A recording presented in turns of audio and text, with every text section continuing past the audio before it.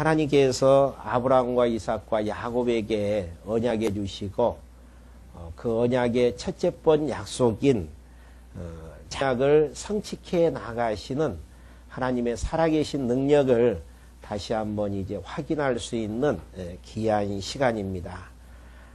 37장 단락이 바꿔지기 때문에 지금까지 여러분들에게 창세기 1장 내용부터 말씀해 드렸던 내용들 간략하니 성경적 위치 확인해 보면서 37장 1절부터 여러분들에게 강론해 드릴 수 있도록 그렇게 하려고 합니다.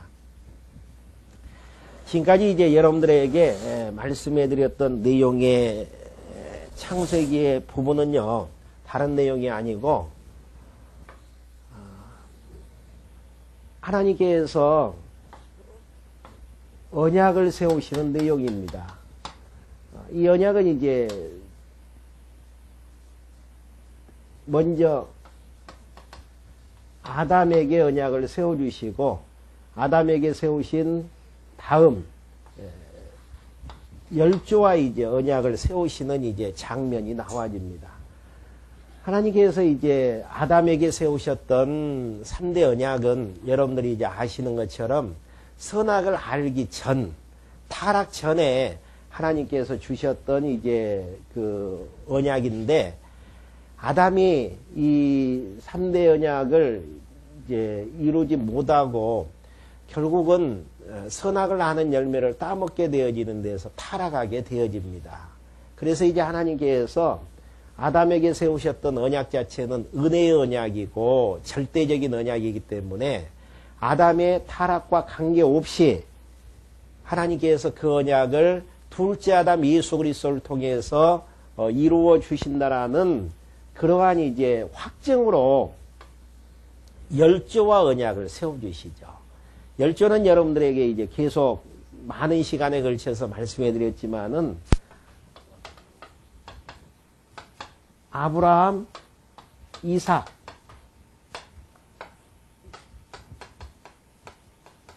야곱과 하나님께서 언약을 세워주시는데, 이 땅에 다윗 왕국을 하나님께서 세우셔서 그 나라를 이루기 위해서 생육하고 번성하고 가나안 땅을 정복해 해서 다윗 왕을 이제 세워서 나라를 이제 이루어 주시겠다라는 그런 이제 그 약속을 해 주시는 부분입니다.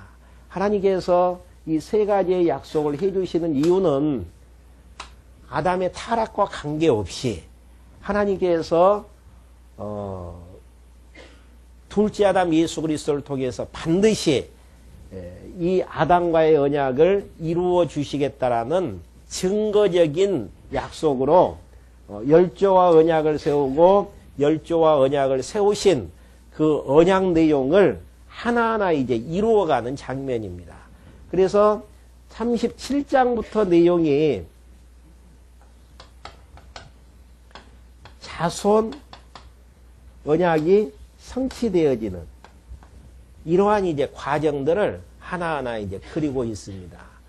그러니까 지금까지 이제 아브라함과 이삭과 야곱에게 하나님께서 언약을 세우시고 그 언약을 하나하나 계승해 나가는 과정 속에서 계속 이제 어렵고 힘들 때에 하나님께서 하나님 자신을 전능하신 하나님으로 드러내게 되어지십니다. 나는 전능한 하나님이라. 전능한 하나님이라는 말씀은 계속 여러분들에게 말씀해 드린 것처럼 하나님께서 열조와 세우셨던 언약, 하나님의 전능하신 능력으로 반드시 이루어 주시겠다라는 그런 이제 계시의 내용이죠. 보통 이제 인간 대 인간, 상대적인 관계에서는 서로 이제 협약을 세우게 되어지고 그 협약에 의해서 일들이 이제 진행이 되어집니다. 한쪽이 이제 문제가 되어지면은 그 약속 자체는 파기가 될 수밖에 없어요. 근데 창세기 36장까지 내용에서는 하나님께서 아브라함과 이삭과 야곱에게 약속하셨던 그 약속, 인간의 타락과 관계없이 이 지상에 이스라엘 나라를 하나님께서 세워주시게 되어지십니다.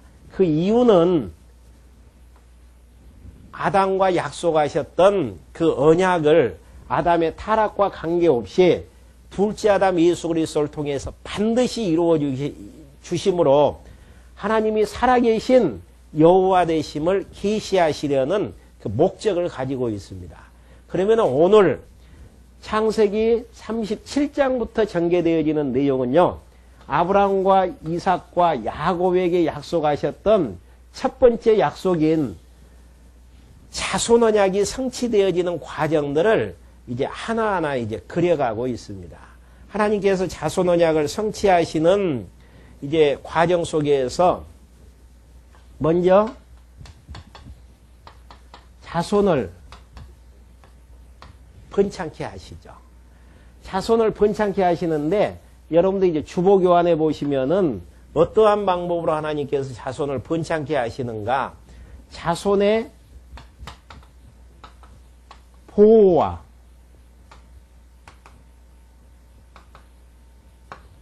형통의 길로 하나님의 백성들 인도하시는 과정이죠. 그러니까 자손이 번창케 되기 위해서는 하나님께서 하나님의 백성들을 보호하시지 아니하면은 자손들은 번창해 나갈 수가 없습니다.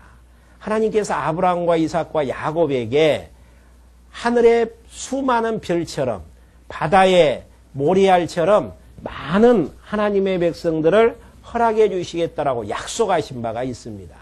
그러면 하늘의 별처럼 바다의 모래알처럼 많은 백성들을 하나님께서 허락해 주시려면은 어떤 상황에서도 하나님의 백성들을 보호하실 수밖에 없어요. 근데 성경은 어떤 상황에서도 하나님께서 그 자손들을 보호해 나가시는가? 바로 이제 밑에 나와지는 부분이 언약 자손의 범죄가 나와지죠.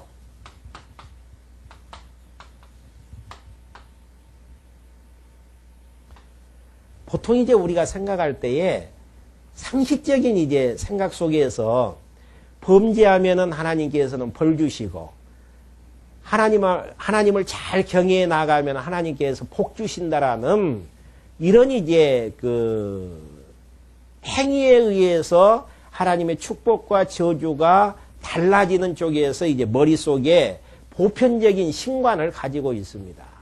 근데 성경에서는 자손을 하나님께서 보호해 나가시는데 자손들의 범죄 가운데에서도 하나님께서 그들을 버리지 아니하시고 그들을 붙잡아 주시고 인도해 가시는 과정들을 그리고 있습니다. 그 이유는 하나님께서 열조와 언약하셨던 그 언약을 인간의 선악의 행위와 관계없이 반드시 하나님의 능력으로 이루시는 주권 섭리를 보여주시는 내용이죠. 그러면 열조와 언약했던 내용들을 하나님께서 이루시는 게 왜 그렇게 중요한가? 그 내용은 처음에 천지만물을 창조하시고 여섯째 날 아담을 만드시고 아담에게 3대 언약을 세워주셨는데 그 3대 언약을 아담이 선악을 하는 열매를 따먹고 범죄했다고 할지라도 아담의 행위와 관계없이 둘째 아담 예수 그리스도를 통해서 반드시 이루어 주신다라는 사실들을 우리에게 계시하시기 위해서. 그러면 아담이 범죄했는데도 아담과 세우셨던 언약을 반드시 이루어 주시는 목적이 어디가 있는가? 하나님 자신을 여호와로 드러내시는 데 목적이 있습니다. 하나님 자신을 여호와로 드러내시는 과정 속에서 하나님이 살아계시지 아니하면은 불가능하잖아요. 그래서 하나님의 살아계심을 우리들에게 확인시켜 주시고 하나님의 영광을 드러내시는 하나님의 섭리의 내용. 우리가 역사를 살아나가는 데 있어서 하나님이 살아계시느냐 하나님이 살아계시지 않느냐 이것은 역사를 해석해 나가는데 너무너무 중요한 부분이죠. 하나님이 살아계시다면은 하나님의 전능하신 능력으로 하나님이 언약하시는 언약대로 역사를 섭리하신다라는 사실이고요. 그 전제 앞에서는 모든 역사는 하나님의 뜻대로 움직여진다라는 그런 의미를 담고 있습니다. 역사가 하나님의 뜻대로 움직여진다라는 이야기는 우리 뜻대로는 되어지지 않는다라는 이야기예요. 근데 많은 사람들이 뒤에 이제 꿈 얘기가 나오겠지만은 꿈을 꾸는데 하나님의 뜻이 아닌 내 욕심대로 이루어지기를 바라면서 신앙생활을 하는 분들이 많습니다. 근데 내 욕심대로 꿈을 꿨다 그래가지고 그 꿈은 이루어지는 게 아니에요. 그 이유는 하나님이 여호와가 되어주시기 때문에 그분이 살아계셔서 역사를 하나님의 선하신 뜻이 이루어지는 방향으로 주권적으로 역사하는 데 있어서 하나님의 뜻도 이루어지고 내 뜻도 이루어지는 법은 없습니다. 그러면 하나님의 뜻도 이루어지고 내 뜻도 이루어지는 방법 한 가지는 내가 하나님의 선하신 뜻에 내 소망과 꿈을 맞추는 방법밖에 없는 것이죠. 그러니까 우리가 지금 이스라엘 백성들이 하늘의 별처럼 바다의 모래알처럼 많은 자녀가 번창하는 내용들을 왜 이 오전 시간에 나와서 그 말씀을 들어야 되나? 그 이유는 다른 게 아니다니까요. 배워야 되는 이유는 하나님이 살아계셔서 모든 역사를 주관하시는 전능하신 주권자라는 사실이 믿어질 때에 그 앞에서 나라는 존재가 어떠한 존재인가를 정리할 수 있고 내가 살고 있는 역사에 대한 바른 해석이 나와지면서 기독교의 세계관을 정립하고 하나님 앞에서 올바르게 살 수 있는 아름다운 의미 부여를 하면서 살 수 있는 성도의 삶이 가능하게 되어진다는 것입니다. 네, 여러분들이 오늘 이제 이 시간부터 민수기서 30장까지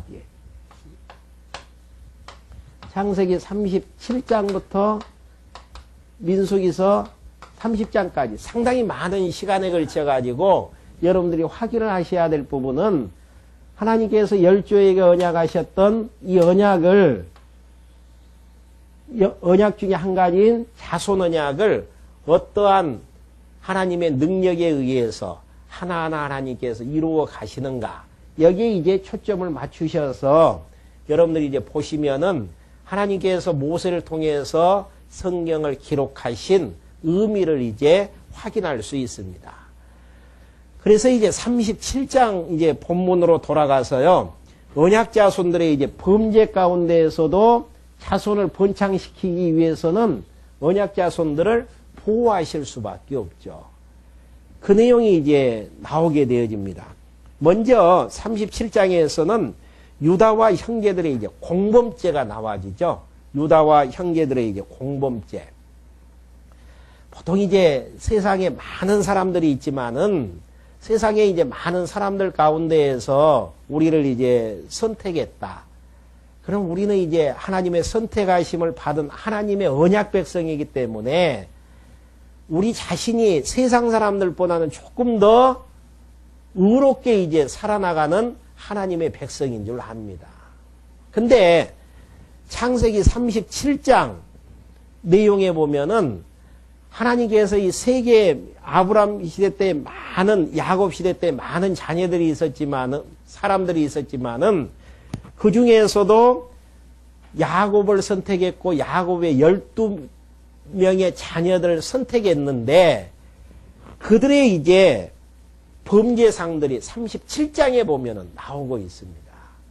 그러니까 하나님께서 이러한 장면들만 봐도 그들이 의로워서 하나님의 백성으로 선택한 게 아니고 그들이 세상 사람들과 똑같은 죄인이지만은 하나님께서 선택해 주셨기 때문에 선택해 주셔서 의롭다고 인정해 주셨기 때문에 의로운 언약 백성임을 여기서 확인할 수 있습니다. 세상 사람들이나 우리나 똑같아요. 인간 본성 자체가. 내 뜻대로 되어지면 좋아하고 내 뜻대로 안 되어지면 싫어하고 나보다는 상대방이 더 잘 되어지는 것 시기하고 질투가 나올 수밖에 없는 인간의 속성을 우리도 가지고 있습니다. 근데 어떻게 우리가 이 자리에 나와서 하나님을 아버지라고 부를 수 있고 하나님을 찬양할 수 있는가? 그 이유는 하나님이 우리를 의롭다고 인정해 주시는 그 이상도 이하도 없는 것입니다. 그걸 어떻게 알 수 있나? 37장의 내용을 통해서 확인할 수 있는 대목들이죠. 먼저 이 37장 1절부터 4절까지 야곱이 노년에 얻은 요셉에게 깊은 사랑을 베풀게 되어지죠. 이게 요셉이 애국으로 이제 팔려가게 되어지는 이제 동기가 되어지, 출발점이 되어지죠. 그러니까 아주 사소한 부분에서부터 애국까지 이제 요셉이 팔려가게 되어지는 동기가 되어집니다. 한번 읽어가면서 하나하나 정리해 드리렵니다. 37장 1절에 보시면은 야곱이 가나안 땅 곧 그 아비의 우거하던 땅에 거하였으니 야곱의 약전은 이러하니라. 야곱의 약전이라는 건 야곱의 역사가 이제 이러하다는 것. 요셉이 17세의 소년으로서 그 형제와 함께 양을 칠 때에 그 아비의 첫 비라와 실바의 아들들로 더불어 함께 하였더니 그가 그들의 과실을 아비에게 고하였더라. 요셉은 노년에 얻은 아들이므로 이스라엘이 여러 아들보다 그를 깊이 사랑하여 위하여 채색 옷을 지었더니 그 형들이 아비가 형제들보다 그를 사랑함을 보고 그를 미워하여 그에게 언사가 불평하였더라. 그러니까 요셉이 미움을 받는 이유는 야곱의 아들이 12명이잖아요. 그러면은 똑같이 이제 사랑을 해줘야 되는데 아버지가 누구만 더 사랑을 하냐면은 라헬이 낳았던 가장 사랑하는 아내인 라헬이 낳았던 요셉을 이제 더 사랑하게 되어진단 말입니다. 그리고 이제 뭐 채색옷도 입혀주고 깊이 이제 사랑하는 것을 이제 보게 되어졌을 때에 나머지 이제 10명의 형제들이 그 이제 요셉만을 이제 사랑하는 것들을 보면서 결국은 이제 불평하게 되어지고 요셉 자체를 미워하게 되어지는 이게 언약 백성의 모습이죠. 우리의 이제 본성 가운데에서도 똑같이 드러나지는 부분들이잖아요. 나보다 상대방을 더 사랑하게 되어졌을 때에 상대방에 대한 미움과 시기, 질투 이러한 이제 억한 감정이 지금 10명의 형제들 마음속에 이제 잠복에 있게 되어지죠. 그런데 이제 또 이제 요셉을 미워할 수밖에 없는 것은 5절부터 11절까지 보시면 형제들이 요셉의 꿈 이야기를 듣고 시기해서 이제 미워하게 되어지죠. 요셉의 꿈을 꾸고 자기 형제들에게 고하며 그들이 그를 더욱 미워하였더라. 요셉이 그들에게 이르되 청컨대 나의 꾼 꿈을 들으시오. 우리가 밭에서 곡식을 먹더니 내 단은 일어서고 당신들의 단은 내 잔에 둘러서서 절하더이다. 내 형들이 그에게 이르되 내가 참으로 우리의 왕이 되겠느냐, 참으로 우리를 다스리게 되겠느냐 하고 그 꿈과 그 말을 인하여 그를 더욱 미워하더니 요셉이 다시 꿈을 꾸고 그 형들에게 고하여 가로되 내가 또 꿈을 꾼즉 해와 달과 11별이 내게 절하더이다 하니이라. 그가 그 꿈을 구영에게 고하며 아비가 그를 꾸짖고 그에게 이르되 너의 꿈이 무엇이냐? 나와 내 모와 내 형제들이 참으로 가서 땅에 엎드려 내게 절하겠느냐? 그 형들은 시기하되 그 아비는 그 말을 마음에 두었더라. 그러니까 이제 요셉이 꿈을 꾸었는데 여기에 나오는 것처럼 해달별 이제 11개가 자기에게 절을 하게 되어지든 여기에서 이제 해달별은 부모님을 상징할 것이고 또 11별은 10명의 이제 자기의 이제 형제들하고 막둥이 동생을 이제 상징하는 모습들입니다. 이러한 이제 꿈을 이제 꾸어서 형제들에게 이제 형들에게 이야기를 하니까 그 형이 하는 이야기가 진짜 형인 우리가 또 부모님이 너에게 이제 절할 수 있느냐. 그런 일은 없을 것이다. 그러니까 이제 아버지가 요셉만을 사랑하는 것만 해도 시기 질투를 일으킬 수 있는 요인이 있는데 또 요셉이 이제 이야기하는 이야기마다 이제 미운털 박힌다고 하죠. 그냥 좋은 이야기보다는 형들의 이제 화를 돋구는 이야기들만 하게 되어진단 말입니다. 요셉이 이제 그럴 수밖에 없는 것은 그 당시는 이제 성경 66권이 기록되어지지 않기 때문에 하나님께서 하나님 자신을 계시하는 방법이 꿈을 통해서도 하나님 자신을 계시하게 되어지고 이상을 통해서도 계시하게 되어지고 또 선지자의 말씀을 통해서도 계시하게 되어집니다. 그러니까 여기에서 성경이 기록되어지는 과정에 있기 때문에 계시 시대이기 때문에 하나님께서 앞으로 하실 일들을 꿈을 통해서 미리 예언하게 되어지죠. 이야기는 무슨 이야기냐면은 이 꿈에 의하면 하나님께서 예언적으로 계시해 주는 이 꿈에 의하면은 요셉이 높은 자리에 올라가게 되어진다는 것이죠. 그래서 부모도 그 앞에 절하게 되어지고 10명의 형들도 요셉에게 절하게 되어지던 앞으로 되어질 일들을 꿈을 통해서 하나님께서 계시하는 방법이죠. 그러니까 이러한 이제 장면들만 봐도 요셉의 길을 하나님께서 다 예정해 놓으시잖아요. 예비해 놓으셔서 어떻게 하시는가? 하나님께서 그 길을 가게 하시는 총리 대신을 하나님께서 이제 만드시는 그 과정을 이제 그리게 되어지는데 그게 이제 시기하고 질투를 받게 해서 그 길을 이제 출발케 하시는 하나님의 섭리의 내용. 그러니까 이러한 장면들을 보면은 하나님께서 다 우리의 인생들을 예비해 놓으시고 예비된 길을 걸어가게 하기 위해서 다른 형제들보다 자기만을 아버지가 이제 사랑하게 하나님께서 섭리하신다든지 예언적인 꿈을 꾸게 만들어서 형제들에게 미운 털이 박히게 한다든지 이러한 이제 모든 것들을 하나님께서 이제 섭리해 가시는 장면들이죠. 그러니까 이제 이러한 내용들이 여기에서만 나오는 게 아니고 성경 66권 모든 가운데에서 이제 나와지게 되어지는데 특별히 다윗이 이제 사무엘상이든가요? 사무엘 하든가요? 그 내용에 봐보면은 다윗 왕국이 건립되어졌을 때에 고백했던 내용들이 있어요. 하나님 앞에 고백했던 내용들이 하나님께서 다윗 왕국을 세우셨는데 어떠한 방법으로 하나님께서 다윗 왕국을 세워나가셨는가? 만사를 구비해서 다윗 왕국을 세워나가셨다라는 거.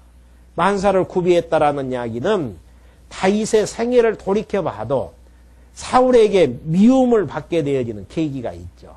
미움을 받게 되어지는 계기는 소년 다윗이 골리앗을 넘어뜨리게 되어지잖아요. 그러니까 많은 사람들이 다윗이 그 개선 장군으로 이제 예루살렘으로 돌아오는 과정 속에서 사울은 천천히요, 다윗은 만만이다. 이러한 이제 사울을 칭송하는 그 소리보다는 다윗을 칭송하는 그 소리가 사울 마음속에 이제 거슬리게 되어지는 것이죠. 그래서 이제 다윗만 죽여버리면은 저 영광이 자기에게 다 돌아오지 않느냐. 그러면서 이제 막 창을 던져서 죽이려고 만들고 쫓아다니면서 여러 가지 이제 죽이려고 막 덤벼들게 되어지는 그런 이제 과정 속에서 1차, 2차, 3차의 시련을 겪게 되어지잖아요. 그리고 이제 때가 되어지니까 하나님께서 사울을 죽이시고 다윗을 이제 등극해 하시는 그러한 과정 속에서 다윗의 고백은 그거예요. 하나님이 자기를 붙들어 주시지 아니하고 하나님께서 자기를 기름 부어서 왕 세워 주시기로 그렇게 정하지 않았다면은 다윗 왕국의 왕으로 자기는 등극할 수 없었는데 하나님께서 모든 만사를 구비해서 자기를 보호하시기도 하고 어려운 환경 속에서 자기를 지키시기도 하시고 방패가 되어 주셔서 다윗 왕국을 언약대로 세워주셨다라는 그런 고백을 하게 되어지죠. 요셉의 길도 마찬가지예요. 계속 이제 여러분들과 하나하나 이제 확인해 가겠지만은요, 하나님께서 꿈을 통해서 총리 대신 세워주시기로 미리 예언을 해버리잖아요. 그래서 부모와 형제들이 머리를 숙일 것에 대해서 하나님께서 미리 이제 말씀해 주시고 그 길 따라서 출발을 시키는데 출발점이 어디인가? 형제들에게 시기를 받게 만들고 미움을 받게 만들어서 총리 대신으로 갈 수 있는 길을 출발케 하시는 하나님의 섭리. 우리도 마찬가지죠.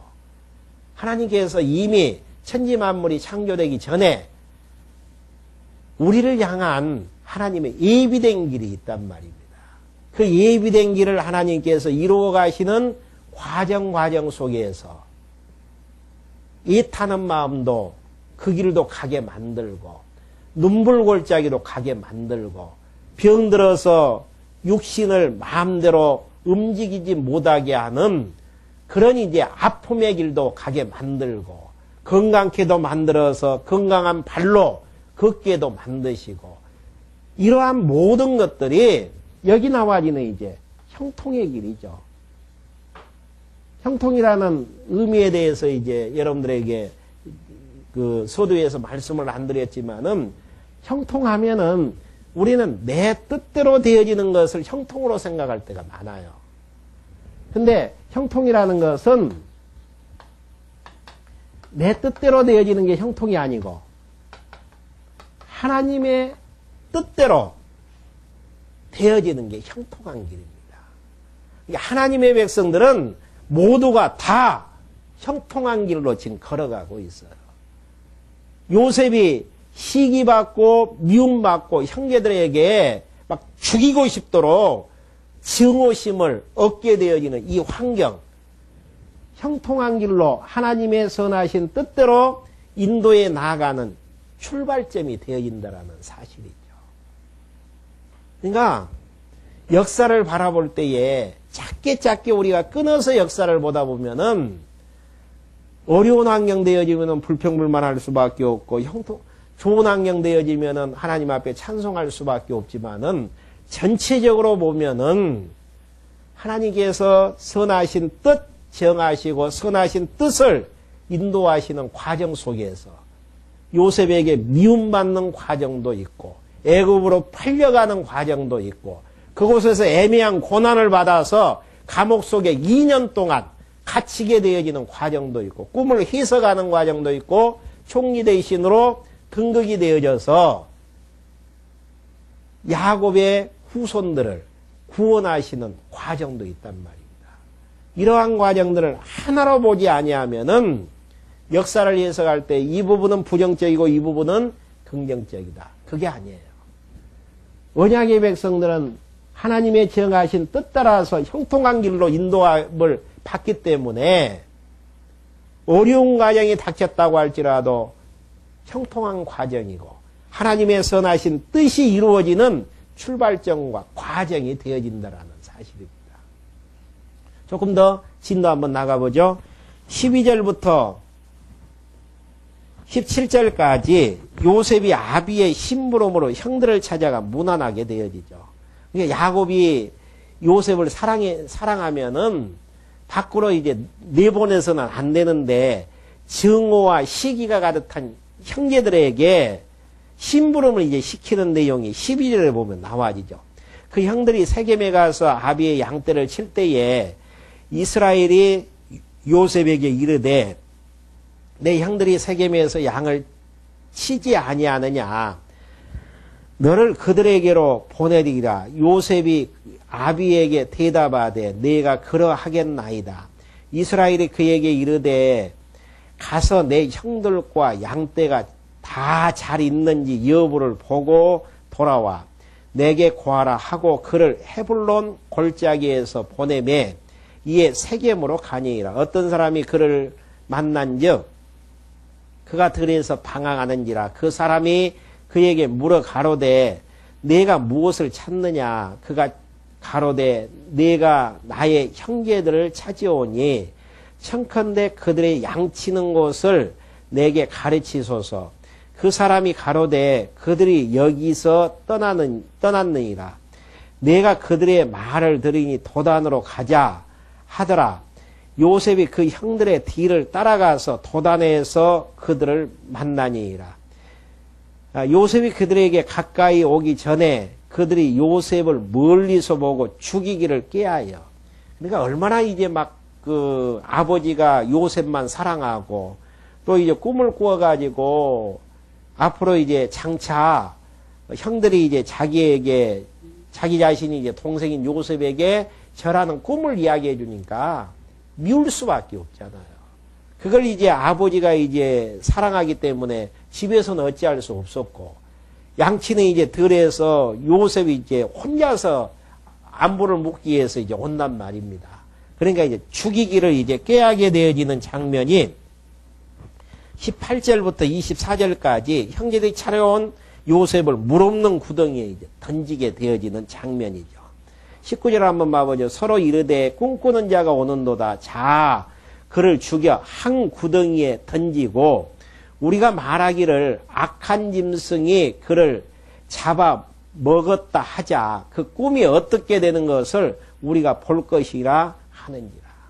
내가 꿈을 꾼다라는 이야기는 앞으로 이제 되어질 일들을 예언한다라는 것도 형제들이 알잖아요. 그러니까 요셉이 이제 꿈을 꾼 이야기를 한 거거든요. 그러니까 죽여버리면은 절할 필요도 없고 꿈은 완전히 물거품 될 수밖에 없잖아요. 그러니까 이제 너무 이제 악심으로 가득 차가지고 하는 이야기가 죽이자는 이야기예요. 그래가지고 이제 아버지에게는 악한 짐승에게 이제 잡혀먹었다라고 이야기하면 되지 않겠는가. 이게 언약 백성들의 모습입니다. 하나님께서 세상의 많은 사람들 가운데에서 야곱의 12명의 자녀들을 선택했지만은 선에서 선택한 게 아니에요. 상대방이 좀 미워한다 그래서 절한다라는 꿈을 꾸어서 요셉이 이야기했다고 해서 죽여버리면 되지 않느냐, 지금 그 이야기죠. 그러니까 이제 죽여버리면 이제 꿈이 이루어질 수가 없잖아요. 그런데 이제 21절에 보시면은 누벤이 듣고 요셉을 그들의 손에서 구원하려 하여 가로되 우리가 그 생명을 상하지 말자. 누벤이 또 그들에게 이르되 피를 흘리지 말라. 그를 광야 구덩이에 던지고 손을 그에게 대지 말라 하니 이는 그가 요셉을 그들의 손에서 구원하여 그 아비에게로 돌리려 함이었더라. 그러니까 모두가 다 시기하고 미운 마음이 생겨졌으면은 요셉은 죽을 거예요. 하나님께서 누벤의 마음을 감동케 해서 생명만큼은 미운 마음이 생길 수는 있어요. 생명까지는 거두어서는 안 된다라는 그런 마음을 이제 하나님이 주셔서 구원하려고 하는 이제 섭리죠. 요셉이 형들에게 이름에 그 형들이 23절입니다. 요셉의 옷 곧 그 채색 그 입은 채색 옷을 벗기고 그를 잡아 구덩이에 던지니 그 구덩이는 빈 것이라. 그 속에 물이 없었더라. 물이 있으면은 또 죽을 수밖에 없죠. 그러니까 이러한 내용들을 보면은 하나님께서 하나님의 뜻을 이루기 위해서 요셉도 이제 보호해 나가시는 이제 장면들이죠. 그러면서 25절부터 28절까지 유다가 동생 요셉을 이스마엘에게 팔아넘기게 되어집니다. 그들이 앉아 음식을 먹다가 눈을 들어본즉 한때 이스마엘 족속이 길르앗에서 오는데 그 약대들의 향품과 유향과 몰약을 싣고 애굽으로 내려가는지라. 유다가 자기 형제에게 이르되 우리가 우리 동생을 죽이고 그 피를 은이간들 무엇이 유익할까? 자, 그를 이스마엘 사람에게 팔고 우리 손을 그에게 대지 말자. 그는 우리 동생이요 우리의 골육이니라 하매 형제들이 청정하였더라. 때에 미디안 사람 상고들이, 그러니까 장사꾼들이죠. 지나는지라. 그들이 요셉을 구덩이에서 끌어올리고 은 20개에 그를 이스마엘 사람에게 팔매. 그 상고들이 요셉을 데리고 애굽으로 갔더라. 지금과 같으면 20개의 은을 받고 팔았으면은 인신매매다. 인신매매다. 그러니까 뭐 범죄 중에서도 인신매매는 굉장히 이제 막 그 흉악한 범죄로 취급해서 형량을 이제 많이 준다고 하잖아요. 악질 범죄이기 때문에. 근데 성경에 보면은 야곱이 살아있었을 때에 인신매매가 나와요. 누가 그 인신매매를 해 나가는가? 자기의 동생을 언약 자손들에 의해서 이제 그 일이 진행이 되어지는 모습들이죠. 이게 언약 자손들의 모습이죠. 그러니까 이들의 이제 죄가로 본다면은 언약 백성이 되어질 수는 없고 진노의 자식으로 영원한 이제 지옥불에 떨어져야죠. 그런데 하나님께서는 그거와 관계없이 하나님께서 보호해 나가신다라는 거. 이 장면에 우리의 소망이 있잖아요. 우리가 하나님을 아버지라고 부르고 또 하나님께서 우리를 거룩한 백성이라고 인쳐주지만은 우리 일주일 동안 생활해 왔지만은 우리의 머릿속에서 생각되어지는 것은 온갖 추하고 냄새나는 것들, 내 욕심이 이루어지기를 바라면서 몸부림치면서 밤잠에 잠을 들게 되어지고 또 아침에 깨자마자 이렇게 되어져야 될 텐데 그러면서 살아나가는 우리의 모습들이잖아요. 하나님의 백성이면 하나님의 뜻이 이루어지기를 바라야 되는데 내 뜻이 이루어지기를 바라면서 살아나가는 모습들이란 말입니다. 상대방을 인신매매는 하지 않았지만 온갖 추하고 시기, 질투, 미움, 가증한 걸로 가득 우리 안에 채워져 있단 말입니다. 그러면 생각을 감찰하시는 하나님께서 우리 내쳐버릴 수도 있잖아요. 근데 왜 내치지 아니하고 하나님의 백성으로 요단강 건너서 영원한 나라로 인도하셔서 하나님 나라를 기업으로 허락해 주시는가? 창세전 우리를 선택할 때에 어머니 뱃속에 잉태되기 전부터 무조건적으로 선택해 주셨기 때문에 하나님께서는 우리의 행위와 관계없이 우리를 의롭다고 우리를 이끌어 가신다라는 사실입니다. 그러니까 우리가 의롭다고 인정을 받는 칭의는 다른 게 아니고 하나님이 우리를 의롭다고 인정해 주는 데에서 가능한 부분이죠. 어떻게 하나님께서 우리를 의롭다고 인정해 주시는가? 우리 대신 예수 그리스도를 십자가에 죽게 하시고 예수 그리스도에게 진노를 퍼부어 주심으로 우리 대신 우리의 모든 죄를 위해서 영원한 속죄 제사를 드리게 하시는 하나님의 섭리. 그러니까 구약에서 언약의 백성들의 모습이나 우리의 모습이나 똑같아요. 우리가 범죄하지 못하는 것은 속에서는 막 미워하는 마음이 있어도 상대방 죽이면은 감옥 가야 되잖아요. 또 내 이름이 알려지면은 완전히 지금까지 쌓았던 모든 것들은 무너지게 되어지고 고개 들면서 살 수가 없게 되어지잖아요. 속에서는 악한 마음이 있지만은 범죄로 드러나지 못하게 되어지는. 그래도 이제 죄인이죠. 이렇게 이제 은 20개에 결국은 장사꾼에게 요셉을 이제 팔게 되어지는. 내가 하나님께서 네 번째 아들인 유다의 마음을 하나님께서 감동시키셔서 죽이지 못하게 만들고 애굽으로 팔게 만드는.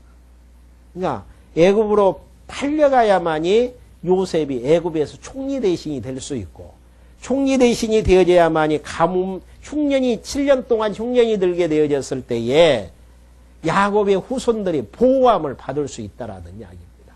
하나님께서 애굽의 총리 대신이 되게 하시는 하나님의 섭리의 숨결들을 보면은 우리의 상식적이고 보편적인 생각을 뛰어넘는 하나님의 방법으로 형통한 길로 하나님께서 인도하시는 장면들. 그냥 우리는 참 하나님의 뜻을 헤아릴 때, 내가 이렇게 하면 하나님께서 이렇게 해주시겠지. 이렇게 하면 하나님께서 이렇게 안 해주시겠지. 아주 단순한 생각 가지고 우리의 이제 생각의 세계를 가지고 하나님에 대해서 하나님의 뜻을 분별하려고 한단 말입니다. 그 방법까지는 안 돼요. 하나님의 생각은 우리의 생각과 달라서 땅이 하늘에서 먼 것처럼 동이 서에서 먼 것처럼 생각지도 못한 방법을 통해서 하나님의 선하신 뜻을 이루어 나가게 되어지는.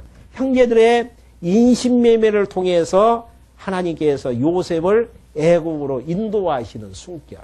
요셉 편에서는 참 막 형을 죽이고 싶을 마음이 생겨지겠죠. 근데 이게 하나님께서 인도에 나가시는 형통한 길이라니까요. 왜? 하나님께서 요셉을 통해서 총리 대신 세워주시고 흉년 들었을 때에 야곱의 후손들을 보호하시려는 하나님의 예비된 일들을 이루어 나가시기 위해서 섭리하시는 길이기 때문에 그러니까 우리는 불평불만할 게 하나도 없어요. 왜 그러는가?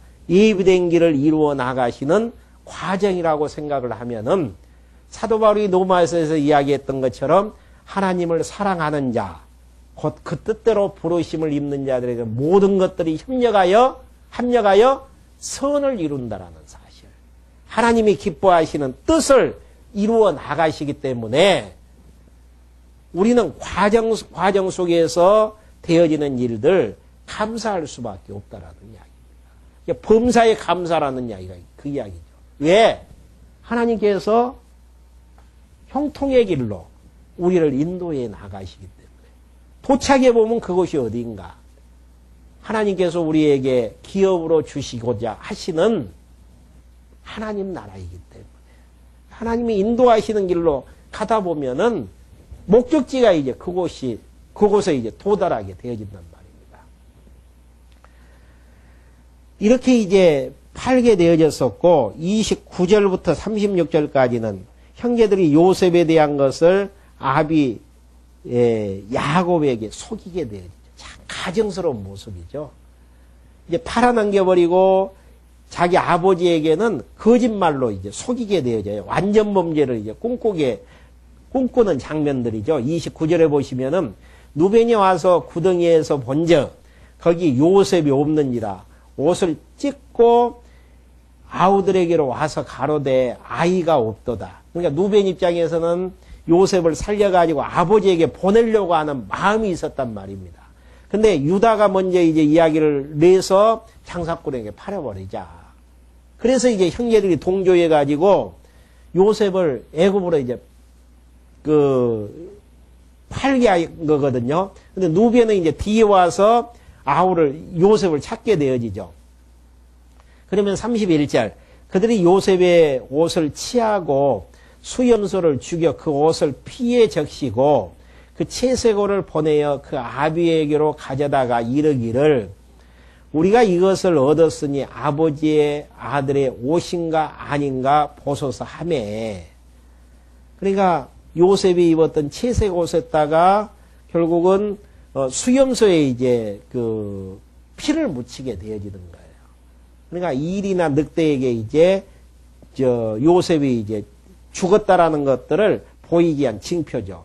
그러니까 33절 아비가 그것을 알아보고 가로되 내 아들의 옷이라 악한 짐승이 그를 먹었도다.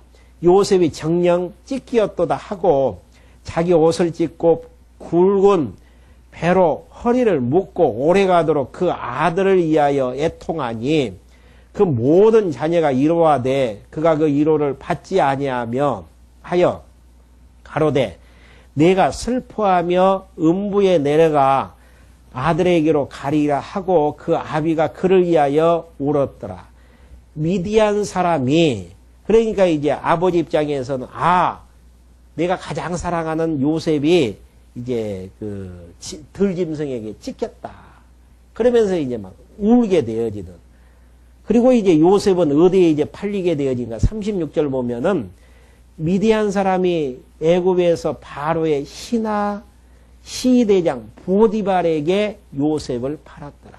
참 이런 것 보면은 참 신기하잖아요. 그냥 다른데 애굽으로 이제 팔려나가는 것도 참 신기한데 어느 집에 팔리게 되어진가? 바로의 시대장 보디발에게 팔리게 되어지는. 그러니까 어느 곳에 이제 팔려가는 것도 하나님께서 다 섭리해 가시는. 그러니까 우리가 이제 걱정할 것이 없는 게요. 하나님께서 다 예비된 길 걸어가게 하시고 과정 속에서는 절망의 늪 앞에 서게 되어지지만 요셉 입장에서 절망의 늪 앞에 설 수밖에 없죠. 꿈을 꾸었으면은 자기가 생각하는 형통한 길로 인도해 주셔서 총리 대신 좋은 길로 인도하면 좋지 않아요. 근데 하나님께서 하시는 방법은 어떤 방법인가? 형제들에게 미움받고 시기받아서 팔리게 만들고 또 보디발의 집에 이제 팔리게 되어지는 이러한 과정들 다 하나님께서 섭리하시는 과정이죠. 그러면서 이제 이게 10명의 이제 형제들이 이제 공범죄를 이제 지었던 내용들이 나와지고요. 38장 내용에서는 유다의 단독 범죄. 유다는 누구죠? 야곱의 네 번째 아들로서 하나님께서 야곱이 이제 축복하시는 과정 속에서 왕의 올이 떠나지 않게 유의했다는 그 지파예요. 왕이 나오는 혈통이란 말입니다. 왕이 나오는 혈통인 유다의 이제 단독 범죄가 나오는데 이 내용은 도덕적이고 윤리적인 관점에서 참 이해 안 가는 부분이에요. 만약에 이런 사건이 있으면은 그냥 대문짝하게 뉴스 보도가 되어질 거예요. 어떤 사건이냐면은 시아버지하고 며느리 사이에서 쌍둥이가 태어나게 되어지는. 그 시아버지가 누구냐면은 야곱의 네 번째 아들인 만왕의 왕 예수 그리스도가 태어나야 되는 유다라는 사실. 그러면 이제 우리는 그런 생각을 해보죠. 왜 이런 지저분한 이야기들을 도덕적이고 윤리적으로 도저히 용납할 수 없는 일들을 왜 성경에 기록해 하시는가. 이런 장면들이 많이 나오거든요. 왜 하나님께서 이렇게 하시는가. 앞부분에서는 언약 백성이라 하는 족속들이 자기의 형제를 은 20을 받고 장사꾼에게 팔아넘겨버리는 이런 일들을 이제 기록하게 만들고 38장에서는 더 지저분한 시아버지하고 며느리 사이에서 아들이 태어나게 되어지는 이러한 흉악한 참 지저분한 범죄를 왜 기록할까? 언약 백성이 세상 사람들과 다를 점이 하나도 없다라는 거. 악하면 더 악해요. 이러한 모습들을 본다면. 그런데에도 하나님께서 하나님의 의로 언약 자손들을 품어주시고 하나님의 선하신 뜻대로 인도해 가시는. 우리가 잘하니까 하나님께서 우리 인도해 가시는 게 아니에요. 우리가 세상 사람들보다 더 의로워서 생명의 호흡 끊지 아니하시고 이 자리까지 나오게 하신 것이 아니란 말입니다. 거저 하나님의 은혜로 우리를 의롭다 하시고 인도해 가시는 하나님의 은혜의 영광을 계시하시기 위해서 37장, 38장의 내용을 기록해 하시는 하나님의 섭리. 이 사실을 알면은 하나님의 은혜의 감동 속에서 하나님 찬송 안 할래 안 할 수가 없는 부분들이죠. 내 자신이 누구인가를 알지 못하는 데에서 하나님 앞에서 하나님 앞에 대꾸하죠. 하나님 나에게 이렇게 할 수 있습니까? 이렇게 해 주셔야 된다. 아니에요. 하나님 앞에서 나라는 존재가 어떠한 존재인가를 알면은 고개를 들 수 없는 존재라니까요. 그런데에도 하나님께서 우리를 은혜로 의롭다고 인정해 주시고 하나님 백성 삼아 주신 하나님의 은혜 생각하면은 찬송가 나오잖아요. 찬송 23장이던가요? 만 입이 있어도 만 개의 입이 있다고 할지라도 하나님께 대한 찬양 다 할 수 없다라는 거. 이 은혜를 깨닫지 못하니까 보이는 것 때문에 실망하고 보이는 것 때문에 좌절하고 보이는 것 때문에 낙심하고 주저앉고 그냥 혹여나 이 세상에서 그냥 하나님께서 하나님이 나를 버려버리지 않을까 봐가지고 염려하고 걱정하고 아니에요. 유다 하나님께서 버리지 아니하시고 유다의 혈통에서 누가 나오게 하시는가? 만왕의 왕 예수 그리스도가 나오게 하시는 이 내용이 마태복음 1장에 보면 또 기록이 되어져 있지 않습니까? 한번 조금 더 진도 한번 나가보죠. 38장 1절부터 5절까지 유다는 가나안 사람의 딸을 아내로 취해 아들을 낳게 되어지는 그 후에 유다가 자기 형제에게로 내려가서 압둘람 사람 히라에게로 나아가니라. 유다가 거기서 가나안 사람 수아라는 자의 딸을 보고 그를 취하여 동침하니 그가 잉태하여 아들 낳음에 유다가 그 이름을 엘이라 하니라. 그가 다시 잉태하여 아들 낳고 그 이름을 오난이라 하고 그가 또 다시 아들 낳고 그 이름을 셀라라 하니라. 그가 셀라를 낳을 때에 유다는 그 집에 있었더라. 유다가 장자 엘을 위하여 아내를 취하니 그 이름은 다말이로다. 유다의 장자 엘이 여호와의 목전에 악함으로 여호와께서 그를 죽이신지라. 유다가 오난에게 이르되 내 형수에게로 들어가서 남편의 아우의 본분을 행하여 내 형을 위하여 씨를 잇게 하라. 오난이 그 씨가 자기 것이 되지 않은 줄을 알므로 형수에게 들어갔었을 때에 형에게 아들을 얻게 아니하려고 땅에 설정하며 이 일이 여호와 목전에 악함으로 여호와께서 그도 죽이시니 유다가 그 며느리 다말에게 이르되 수절하고 내 아비 집에 있어서 그 아들 셀라가 장성하기를 기다리라 하니 셀라도 그 형들과 같이 죽을까 염려함이니라. 다말이 가서 그 아비 집에 있으니라. 이 사건은 무슨 이야기냐면요. 유다가 이제 단독 범죄를 행하게 되어지는데 압둘람 사람이 이제 히라에게 이제 가서 이제 나갔고 유다가 이제 가나안 사람 이제 수아라는 자의 이제 딸과 이제 결혼하게 되어지죠. 근데 이제 자기 아내가 이제 누굴 낳냐면 아들 3명을 낳는데 엘, 오난, 셀라를 낳게 되어져요. 그런데 이제 엘이 먼저 이제 결혼을 했는데 아들이 없는 거예요. 근데 성경에 보면은 언약자손의 혈통을 보존하기 위해서 형이 이제 그 아들이 없이 죽게 되어지면 씨를 보존케 하기 위해서 동생이 이제 형수를 취해서 씨를 이제 계속 이어가는 장면입니다. 근데 이제 엘이 죽으니까 두 번째 아들인 셀라를 이제 줘서 씨를 잇게 하려고 했는데 하나님 앞에서 이제 셀라가 악하게 되어지죠. 그러니까 이제 셀라를 하나님이 이제 죽이게 되어집니다. 그러니까 이제 아들 둘은 이제 죽게 되어졌고 하나 남은 이제 셀라만 남았는데 유다 입장에서는 겁이 덜컥 나는 거예요. 만약에 이제 셀라까지 죽어버리면은 아들 셋이 다 죽게 되어지잖아요.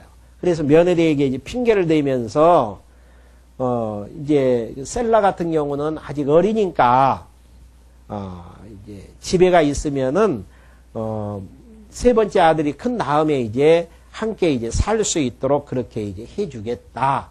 그렇게 이제 이야기하는 내용이 이제 11절까지 내용이죠. 이게 이제 동기가 되어져서 결국은 이제 유다가 며느리의 이제 유혹에 의해서 이제 자녀를 낳게 되는 이제 길로 가게 되어집니다. 다음 시간에 어떻게 이제 유다가 이제 그 범죄 길로 가질 수밖에 없는가. 그 내용들을 이제 12절부터 여러분들에게 말씀해 드릴 수 있도록 하겠습니다. 기도하고 말씀 마치겠습니다. 하나님 아버지 감사함을 드립니다. 저희들 이 시간에 불러 모아주셔서 하나님께서 아브라함과 이삭과 야곱에게 약속하셨던 자손 번창에 대한 약속을 하나님께서 성취하시는 출발점에서 범죄한 언약 백성들을 보호해 나가시는 하나님의 섭리의 내용들을 살펴볼 수 있도록 인도해 주심을 감사함을 드립니다.